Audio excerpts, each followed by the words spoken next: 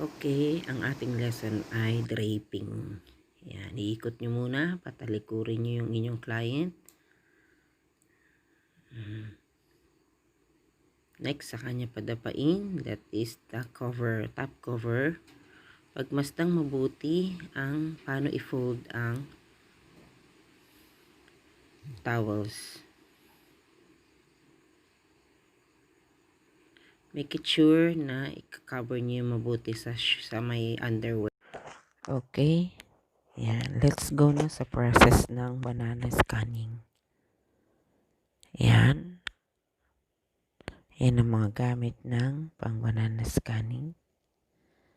Yan. Una, lagyan nyo yung dahon. Piliin nyo yung makulay. Lagyan nyo siya ng oil. Reminder na ang sukat dapat ng inyong dahon ay at least 2 inches. Yan, yung makulay na parte, ang lalagyan nyo ng langis. Yan. Bago nyo ilagay yan sa likod ng client, yung make it sure na nilagyan nyo na ng langis yung likod niya. Nirub nyo na ng at least 3 times. Yan.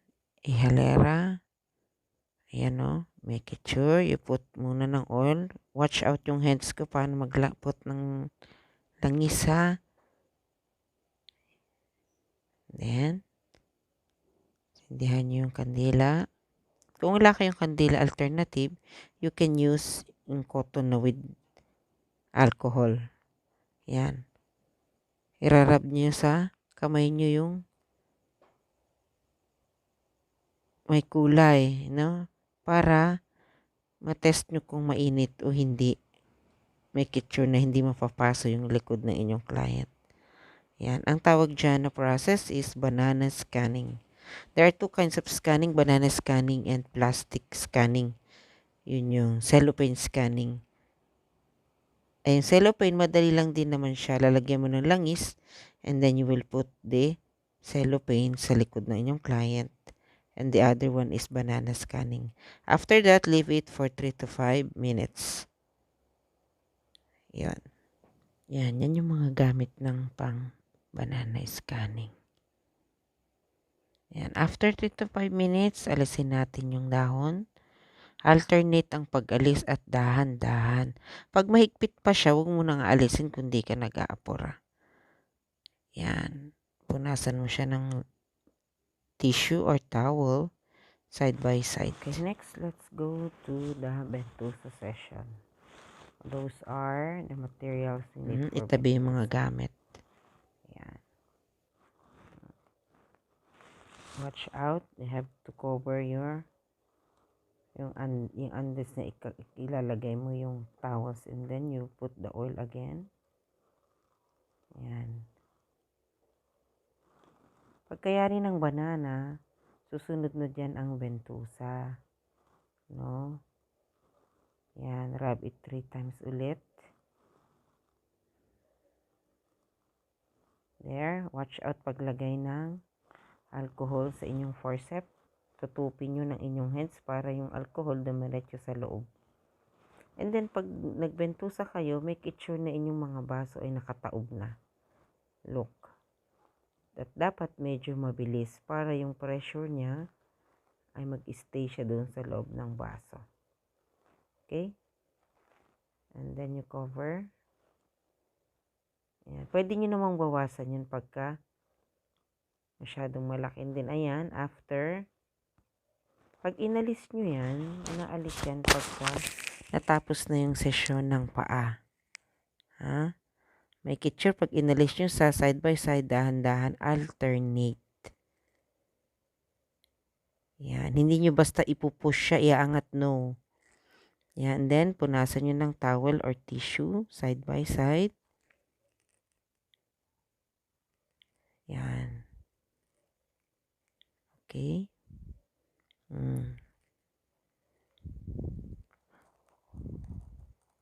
Watch out my hand. Paano maglagay ng lubricant?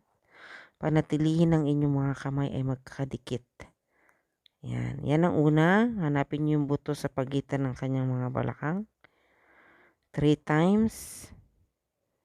Yan. Una diretso hanggang sa may balikat. Next Level niya sa tapat ng kilikili 3 times, and then next sa tapat ng scapula, yung meron siyang may parang may kanal. Then next kasunod nun may ribs yan, 3 sa pagitan nun, tag-3 din. Yan, and then under, doon sa may kanyang organs. Yan, 3 times, very soft din siyang irarab mo. Yun, that part. Oh. And then, gawin mo uli siyang haplos 3 times. Lagi siyang nag-i-end sa 3, sa haplos na 3 times. After nun, pupunta ka sa right buttocks niya. Yan, no? 3 side din yan, no? 1, 2, 3. O, rarab mo siya ng tag-3 mula dun sa may butos sa gitna ng balakang. Yan. And then after, iikot ka. Yung kamay mo, lagi nakastay sa katawan niya. Isa, yan. Para yung temperature, mag-stay siya. Next yan, iaangat ha, hindi sisilipin. 3 times. Yan. 1, 2, 3. 1, 2, 3. Rub. Generated. Haplos. Then, ayos mo siya. That is the lower back. Ngayon, pupunta ka sa upper back. Ang tawag dyan is upper back. Watch out. Dadaan yung thumb mo sa neck. Walang diin. Ang may diin lang yung kanyang balikat. Tag 3. And then, hanapin mo sa pagitan ng kanyang make it sure pag pinagbiling nyo yung client nyo, dahan-dahan ha. And then next, sa pagitan nyo, 1, 2, 3, 1, 1, 2, 3, 2, 1, 2, 3, 3. When you put oil, ginagawa mo yun to open the lines ng katawan, no? 1, 2, 3. Yan, very, very mild. Yung ginawa nyo kanina is lower back. Ito naman, upper back, puro pababa. Yan, no? 1, 2, 3 mula doon sa may buto uli, sa may upper balikat, tag-3. Hanggang doon sa baba. Yung sa balikat, tapat ng kilikili, scapula, ribs, and then irarab mo 3 times yun uli. Yan. Look. Kung ano ginawa mo sa left side niya, right side niya na yun, gagawin mo rin sa may kabila. And then, yan. Depende yung paghaplos mo kung hard, deep, or soft sa client ha, kung ano yung prefer niya. And then, lagi nagtatapos yan sa haplos. Okay? Yan. And after that, you put the cover, you will do the P3. Pindot. That is pindot. Then next is pisil. Yan. Hindi mo na pwedeng pisilin sa gawing ulunan mo kasi hindi mo abot. So, you have to go to the side niya. Okay? Pisil yun. Then next, that is piga. No? Alternate. Make it sure din na hindi mo dadaganan yung tapat ng kanyang organ na madiin. Yun lang tapat ng walang organ ang may diin. Okay? And then, stretching yan side to side. Left hand sa right balikat, sa right butt. Yan naman, right hand sa left butt niya. Okay? And then, after pupunta ka sa lower, part ng katawan. No? Yan. Pero yan, nauuna yan bago yung likod, ha? After ng bentusa, saka pupunta dyan. Ayan, nasa paa, left foot niya, 1, 2, 3, 1, 1, 2, 3, 2, 1, 2, 3, 3. And then yung A, letter A.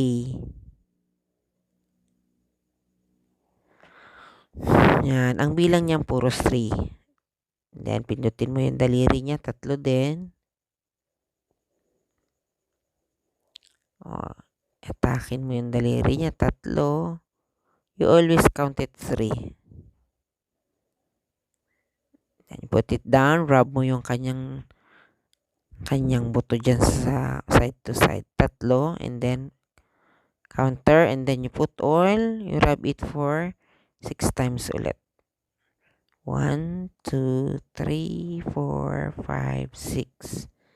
6 yun. And then nararab mo uli ng haplos mo ng 3 beses yung buong hita at legs.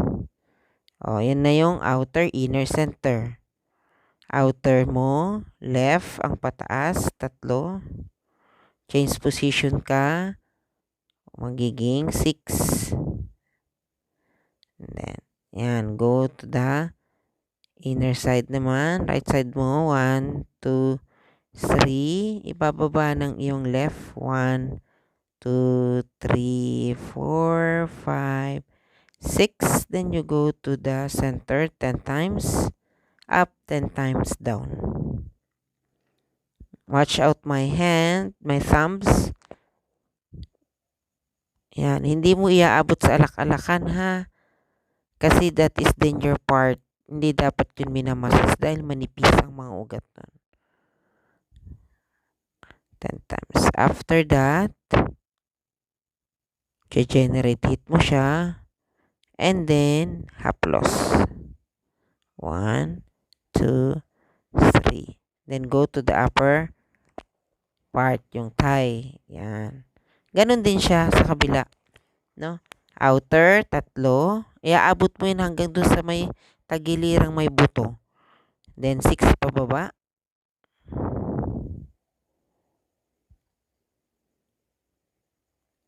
And then sa inner, 1, 2, 3. Make it sure din yung matatouch yung private part, lalo na kung lalaki ha. Yan, baka magulat yung client nyo. Next, 10 times also upper and 10 times down. Yan, yung process na yan, it's the same to the left side ng kanyang paa. No? Yan. Pagkayari niyan, cover mo yan. Gagawin mo yung P3 uli. Kasi yung 5 stroke na yan, ginagawa yung 2 stroke na H2 yung sa party na yan. Haplos hagod. Pagkayari niyan, tatakpan mo, gagawin mo naman yung P3. Kaya tinatawag nating H2 P3. Pindot. With the use of your thumb, it's pindot. Yan. Yan. Umahon, bumaba. Ang count nun ay 1. Watch out uli yung kanyang alak-alakan. Hindi mo dapat dadaganan siya. And then, next one is the pisil with the use of your fingers. Walang thumb. No? Pisil yan. Tawag dyan sa process na yan. And then after, you call it piga with the use of your wrist. Alternate. Ayan, no? Ayan, para tuluyang alisin ng lamig, you use the piga. Ayan. Kung ano ginawa nyo dyan sa left side ng kanyang foot, ganun din. And then after nung dalawa, gadako tayo sa stretching. I-half fold nyo. Watch my hands. Dahan-dahan lang. Yung kaya ng client nyo, hindi basta ipupush ha. 2, 3. Always count it by 3. And then, X. 2, dahan-dahan. And then, pagpalitin ulit. 2, 3. Dahan-dahan nyo siyang ibababa. And then, you put the cover. May kasunod pa yan. Yung puwit tsaka kamay pagpupushin nyo, stretching pa din yan. And then next, you put, dadaganan nyo magkabilang dulo, paikutin yung client nyo sa kanyang left side para hindi nyo makikita yung private part ng inyong client. No? Okay? Yan. Tatakpan nyo lahat. Kung ano lang yung parting mamassage nyo, yun lang ang naka-open. Para mag-remain yung kanyang temperature. Okay?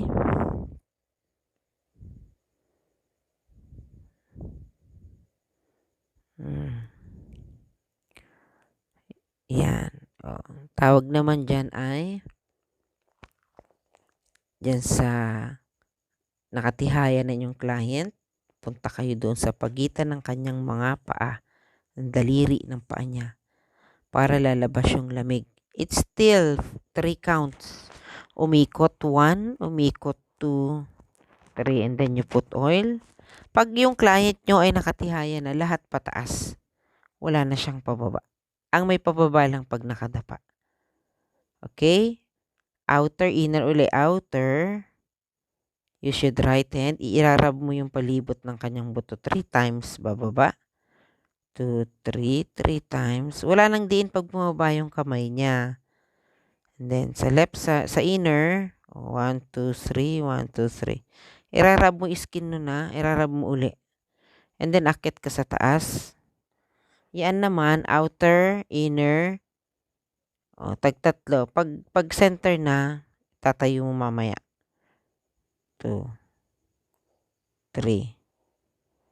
And then dyan, 10 times. Diba? Ang center is 10 times. Kaya lang wala na siyang pababa pag nakatihaya na. Yan, 10 times. Generate heat and then haplos. And then, gagawin mo na dyan yung stretching niya. 1, dahan-dahan lang. 1, 2, 3, ikot. And then, counter. Dahan-dahan lang po yan ha. And then, yung, yan. Watch out paano ako nakaupo. Yan. And then, iikot mo rin siya. 1, 2, 3, 1, 2, 3, 1, 2, 3, 1, 2, 3. Then, dahan-dahan, bababa ka. Pupush mo yan. 2, 3, 1, 2, 3. Dahan-dahan lang din yan. Hindi yan mabilis. No? Kasi pwedeng dislocate yung joints ng inyong client. Dahan-dahan. Okay, next, go to tayo sa kanyang kamay. Yan. Unahin uli. Yan ay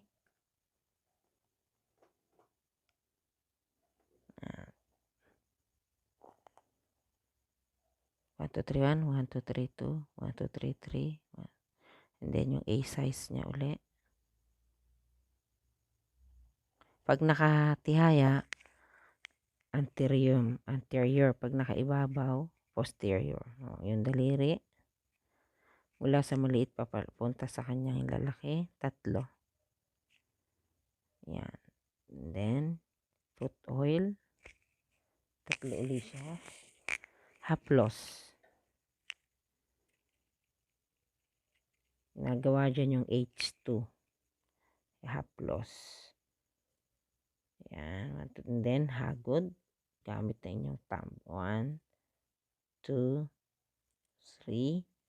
Yan. Sa kabilang side, 1. Hanggang sa balikat niya.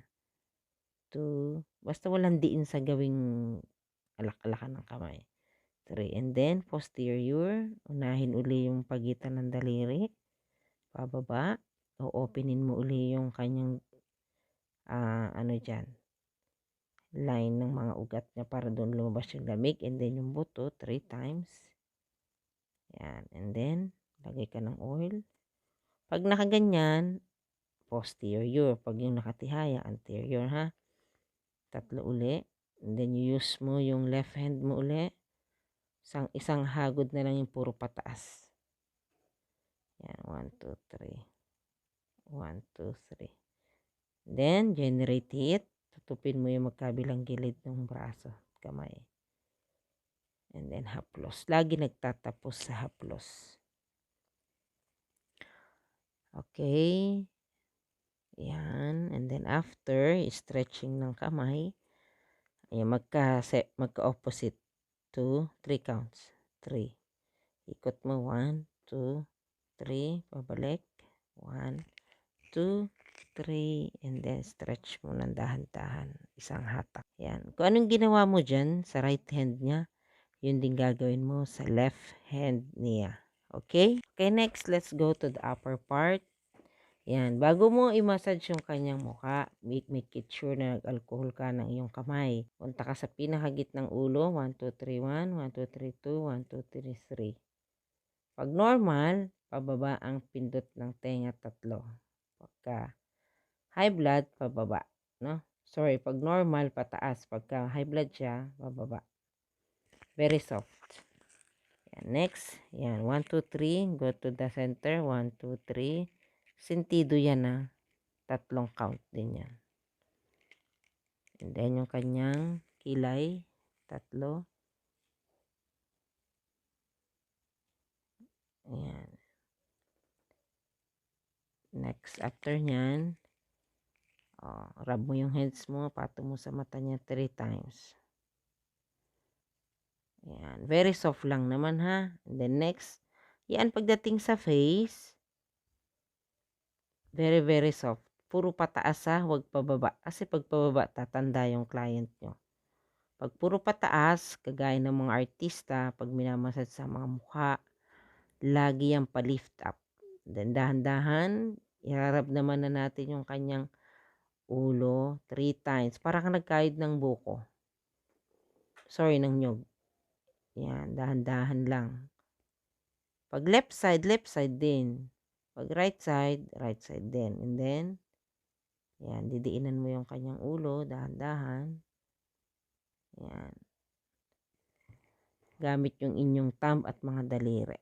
Yan. After that, pag nangyari na siya, isasabunutan nyo yung buhok ng dahan-dahan. And then after that, pag nangyari na yung session na yun, tatlo, yung ulo naman sa ilalim, yung kamay mong gagamitin mo. No, yung bigat ng kamay, yung ulo niya, yung ulo mo hahatak. And then dyan, sa